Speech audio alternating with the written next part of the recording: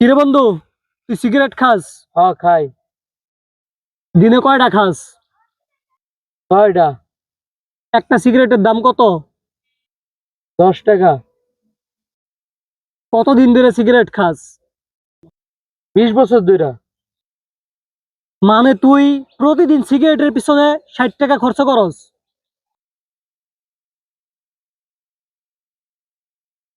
তার মানে তুই এক বছরে 21,900 টাকার সিগারেট খাস? হ্যাঁ বন্ধু, হ্যাঁ। তার মানে তুই গত 20 বছরে সিগারেটের পিছনে 4,31,000 টাকা খরচ করে ফেলছস। আজকে তুই যদি বন্ধু এডি টাকা ব্যাংকে জমাইতি, তাহলে তো ইন্টারেস্টের পর তুই তো আজকে ভরপুর টাকার মালিক থাকতে পারতি। এডি টাকা দিয়ে তুই তো একটা R15 মোটর সাইকেলের মালিক থাকতে পারতি আজকে। তুই সিগারেট খাস, তাহলে তোর বাইক কই?